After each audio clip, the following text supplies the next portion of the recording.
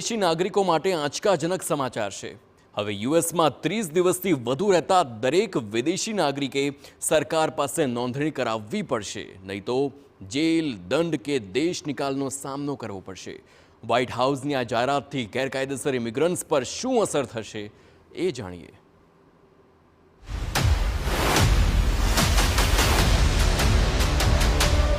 તો અમેરિકામાં રહેનારા ભારત સહિતના વિદેશીઓ માટે થોડા ચિંતાજનક સમાચાર છે।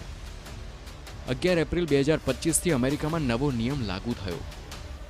30 દિવસથી વધુ રહેતા દરેક વિદેશી નાગરિકે કરાવવી પડશે નોંધણી। ફેડરલ સરકાર પાસે નોંધણી કરાવવી ફરજિયાત છે।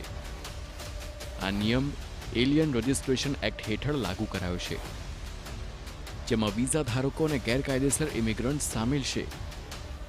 આ સિવાય 14 વર્ષથી મોટી ઉંમરના બાળકો પણ સામેલ છે। નોંધણી ન કરાવનારને $5000 સુધીનો દંડ ફટકારવામાં આવશે। 30 દિવસની જેલ અથવા દેશ નિકાલની સજા થઈ શકે છે। તેઓ ફરી અમેરિકામાં પ્રવેશી શકશે નહીં। વ્હાઇટ હાઉસના પ્રેસ સેક્રેટરી કેરોલિન લેવિટે જણાવ્યું છે કે આ નિયમ રાષ્ટ્રીય સુરક્ષા અને કાયદાના પાલન માટે જરૂરી છે।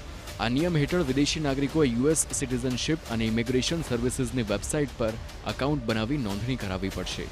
નોંધણીનો પુરાવો હંમેશા સાથે રાખવો ફરજિયાત છે, નહીં તો ધરપકડ થઈ શકે છે। 14 વર્ષની ઉંમરે બાળકોએ ફરીથી નોંધણી કરાવવી, ફિંગરપ્રિન્ટ આપવી પડશે। ડિપાર્ટમેન્ટ ઓફ હોમલેન્ડ સિક્યોરિટીના જણાવ્યા મુજબ આ નિયમ 11 એપ્રિલ સુધીમાં રજિસ્ટ્રેશન ન થનારાઓ માટે કડક કાર્યવાહી કરશે। આ નિયમ ગેરકાયદેસર ઇમિગ્રન્ટ્સને દેશ નિકાલની સાથે કાયમી પ્રતિબંધ પણ લાવી શકે છે। આ નિયમની અસર ફક્ત ગેરકાયદેસર ઇમિગ્રન્ટ્સ પર જ નહીં, પણ કાયદેસર વિઝા ધારકો પર પણ પડશે। ઉદાહરણ તરીકે, H-1B વિઝા ધરાવતા ભારતીય વર્કર્સે હંમેશા ડોક્યુમેન્ટ સાથે રાખવા પડશે।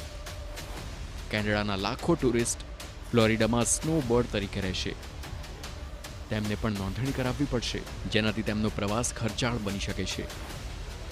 ઇમિગ્રન્ટ સંગઠનોએ આ નિયમનો વિરોધ કર્યો। આનાથી કામદારો અને પરિવારો પર બિનજરૂરી દબાણ આવશે। હોમલેન્ડ સિક્યોરિટીના સેક્રેટરી ક્રિસ્ટી નોમે કહ્યું, ગેરકાયદેસર રહેનારાઓએ હવે દેશ છોડી દેવો જોઈએ, નહીં તો કડક પરિણામ ભોગવવા પડશે। આમ અમેરિકાના નવા ઇમિગ્રેશનનો નિયમ લાખો વિદેશીઓના જીવનને અસર કરશે।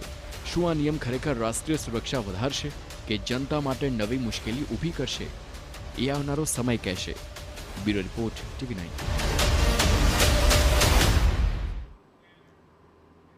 તો અમેરિકાના કેટલાક આ નવા નિયમો છે, એ નિયમો કેવા છે, શું છે અને તેની અસર કેવી છે, તેની પર વિગતવાર જાણવાનો પ્રયાસ કરીશું, કારણ કે આ નિયમો એક મોટા તબક્કાને ખૂબ જ મોટી માત્રામાં અસર કરતા હોય છે। આ નિયમ આપ જોઈ શકો છો, શું છે યુએસના નિયમ અને અસર। નવો નિયમ છે કે અમેરિકામાં 30 દિવસથી વધુ રહેતા વિદેશીઓએ નોંધણી કરાવવી ફરજિયાત રહેશે। કેટલાક પણ એવા વિદેશી લોકો હોય છે જે 30 દિવસથી વધુ સમય માટે અમેરિકામાં રહેતા હોય છે, એ તમામ માટે હવે નોંધણી કરાવવી ફરજિયાત રહેશે। અને જો નોંધણી નહીં કરાય તો એના પણ કેટલાક નિયમો છે, તેની પણ વાત કરીશું। તેની સમય મર્યાદા છે 11 એપ્રિલ 2025, જેને એટલે ગઈકાલથી લાગુ થઈ ગયું છે, અને નવા આવનારાઓએ 30 દિવસમાં રજિસ્ટ્રેશન કરાવવું પડશે। એટલે કે આજથી લઈને હવે જેટલા પણ વિદેશી લોકો છે જે અમેરિકા જઈ રહ્યા છે, તેમણે આ રજિસ્ટ્રેશન કરાવવું ફરજિયાત રહેશે, અને રજિસ્ટ્રેશનની પણ કેટલીક પ્રોસેસ છે તેને પણ અનુસરવું પડશે, તે ફરજિયાત છે। જો આ જે આખા નિયમો છે તેને ન અનુસર્યા, તેને ફોલો ન કર્યા, તો સજા શું છે તે પણ જોઈ લઈએ। $5000નો દંડ, 5000 રૂપિયા નથી, $5000 છે, એટલે કે ભારતીય રૂપિયામાં 4,30,000 રૂપિયા થાય। 4,30,000, $5000નો દંડ છે। આ સાથે જ 30 દિવસની જેલ પણ થઈ શકે છે, અને દેશ નિકાલની પણ આખી વ્યવસ્થા છે। જો બાળકોની વાત કરવામાં આવે તો 14 વર્ષે ફરી નોંધણી અને ફિંગરપ્રિન્ટ આપવા પડશે। આ એક પ્રોસેસ છે જે યુએસ ગવર્મેન્ટ તરફથી આ જણાવવામાં આવી છે, અને આ પ્રોસેસને ધ્યાનમાં રાખીને જ આગળ કમ્પલસરી ફોલો કરવું પડશે। જો ફોલો નહીં કરાય તો ચોક્કસથી દંડાત્મક કાર્યવાહી થશે। ભારતીય વર્કર્સે ડોક્યુમેન્ટ સાથે રાખવાના ફરજિયાત છે। હવે ભારતીય વર્કર્સમાં ખાસ કરીને H-1B વિઝા ધરાવતા લોકો છે, આ એ તમામ લોકો H-1B વિઝાવાળા જે વર્ક પરમિટના આધારે અમેરિકામાં રહેશે, એ તમામ લોકોએ હવે જે ડોક્યુમેન્ટ્સ છે, કે જે ડોક્યુમેન્ટ્સ પોતાના આધાર પુરાવા હોય, તે હવે પોતાની પાસે ફરજિયાત રાખવા પડશે। ગમે ત્યારે સરપ્રાઇઝ ચેકિંગ આવે તો તમારી પાસે જવાબ હોવો જોઈએ।